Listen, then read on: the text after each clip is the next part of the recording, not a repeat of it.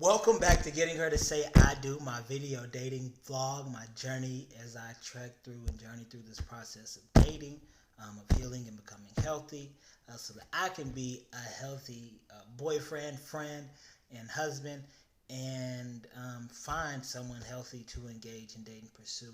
And then as we practice or we go through this journey of dating into like engagement and then marriage. So this is kind of my journey and my process of going through it. And I just want like a video account. So this is why I'm doing this, because I want to look back on it and laugh whenever like I finally see her, meet her, and find out who she is, and then how I obsess over her because I have OCD and I'm a hopeless romantic and I fall in love before I've even like shared my name with you.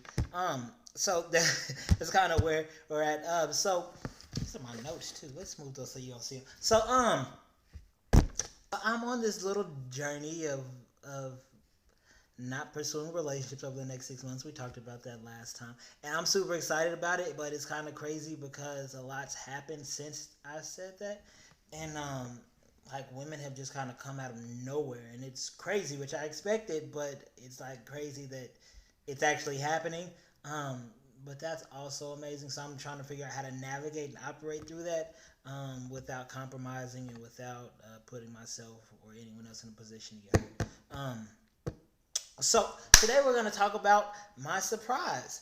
So I don't think I've ever told you guys what I do, and that's probably part of my issue. So I was dating this girl, or I was engaging this girl. We were talking, and I remember thinking, if you want to date, you got to be open to dating. And I like met a girl that day, and she was cool. So we talked for maybe like a week, and then we started like dating, and so probably two or three, like the second or third time we had hung out, I was talking to someone, and they were like, "Yeah, women don't like surprises. You might want to let her know what's going on before you go any further, so her feelings don't get hurt, so she doesn't get involved, and then she doesn't want to do that."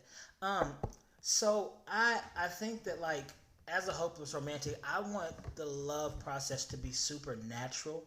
Not supernatural, but I do want God in it. But I want it to be natural. Like I don't want it to be forced. I don't want it to be pressured. I don't want it to be like just I want it to be natural. I want like meet a person everyday life, not on social media, not on a dating website, but whatever. That's for you. It could happen. For me also, but in like everyday life, normal ebb and flow of life, and then you like exchange information, you become friends, good friends, and then you fall in love and realize that you can't live without each other, and you get married and have a family and like all that. So that's like my idea, that's my dream and my thought, that's my process. So I met this girl out doing something on Christmas, and it was super cool. And so then we started talking, and I was like, man, I like her, which I like everybody, but like I liked her. She liked me back, and she was gorgeous. And so we started talking, and like I was talking to someone like, yeah, you might want to share that.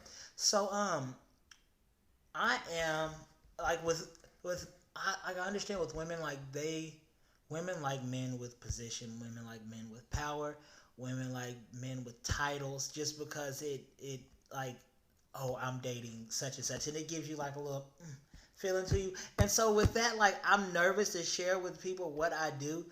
Not because I'm ashamed of it, because I absolutely love it and I'm in love with it, but for the fact that like I don't want anyone to like me or engage me because of my position or because of my title. Um, and so that's why I kind of conceal it and keep it, because I want it to be a natural. I want you to like me for me, not for what I do or what you think I do or my title or my position. So I oftentimes don't tell the person until we already like each other or we're engaging each other, and then I share with them that I am a pastor, that I am an ordained minister, and that can be a bombshell. That can freak a lot of people out, make a lot of people uncomfortable. And that bothers me because people are so hypocritical and like, well, I don't like Christians because they always judge people and they're so judgmental. And even more so the pastor, because he's like and so I think that's judgmental in and of itself. Like if you don't like me or because you think I'm judgmental, you're judging me before you even know me. So I keep that to myself and I don't share that with people. And so then when I did share that with her, it was a problem. It really was. She was not happy about that, and so we had to work through that. And then ultimately it just didn't end up working. We weren't really compatible in that way, but I've realized now that like I need to share that with people and open it up and like let people know what they're getting into before they get into it. But I'm also very reserved about my life, and I don't just go around sharing it with everyone, which obviously to share it with the entire world. Not like the entire world's gonna watch this, but they could. So one thing that's like important for relationships is belonging. And so with my job, I live in a rural town and it's away from my family and my friends, which I started to get friends here, which is super awesome because you need them in ministry. But I go to the city a lot because that's where my family is. That's where a lot of my friends are. I go play basketball, hang out, and stuff like that. So I am there a lot, and I realized that I'm never really at home, and I was never really at home. And I didn't think anything of it. I want to be around my friends. I want to be around my family and stuff. And then I was cutting my friend's hair because my friend, he got married. He moved out here and he got married. And I was cutting my friend's hair, and he brought his son along. And so this son comes in my house, first time he's ever been over here, and he was like, "You live here?" Can't stand kids. I love kids, but sometimes I can't stand. He's like, "You live here?" And I was like, "Yeah." And he was like, "Why don't you have any pictures on your wall?" And I was like, who raised this kid? He like 4 or 5, and I'm like, who raised you? I who raised you? And so I was like caught off guard, and I was kind of offended because people have said that before, like you don't live here, and like your walls are just white and bare, and I never really thought anything of it. I was like, okay. When I find a girlfriend, she'll become my wife, and she can decorate. I don't care about all that decorative stuff, but then I also realized that I'm never really hit the point in decorating. But the thing about a home is having a place to belong. Like I feel so bad for homeless people because like your identity is wrapped up in where you belong to or what you belong to. When you don't have a home, like it seems like you don't have a place to belong. So if you don't have a place to belong, then you don't have an identity.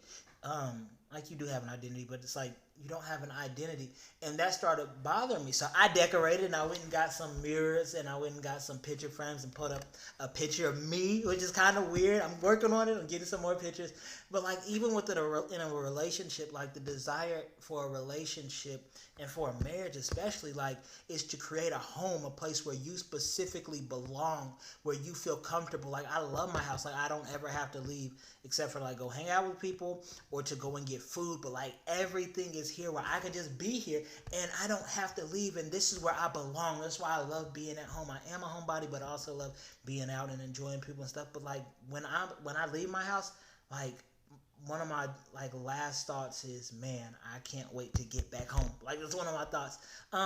So I put up some pictures. I put up some mirrors. I decorated a little bit in the living room. No other room has any pictures or anything, but I like it. And I was like, this is my home. This is where I belong. This is where I'm at. And I got super excited about that. But even more so, like in a relationship, when you're with someone, like the beauty of it is to be able to fully express yourself with that person.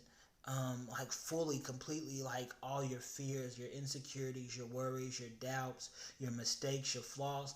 And like at the end of the day, that person still decides, I still love you and I still want to be with you. Like that is the most beautiful thing to me. And I'm excited for like that. That's what I want more than anything, to be able to share everything with you. You know, all my mistakes. You know, when I overdraft my bank account. You know, when I get laid off, or whenever my siblings are fighting, or I get in a fight with one of my siblings, or something that happened in my childhood that I still struggle with, an insecurity. Like you know that, and you don't judge me, and you don't condemn me, and you don't cuss me out or start a fight, but you know that, and you still choose to love me based on that. So that's super dope to me and super excited, but it's difficult to do that when I'm not transparent and upfront about what my profession is and what my job is, because we're dating, we're in a relationship, like it's your profession too, like you're in the midst of all of it. So I'm working on being transparent and being more open. That way I can be accepted, and then not have to freak people out and drop by.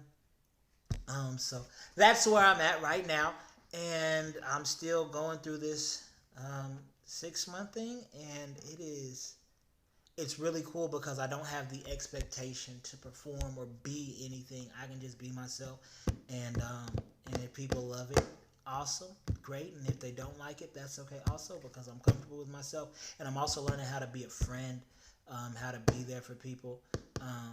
And honestly, if I had to choose right now between a girlfriend and a best friend, I would choose a best friend.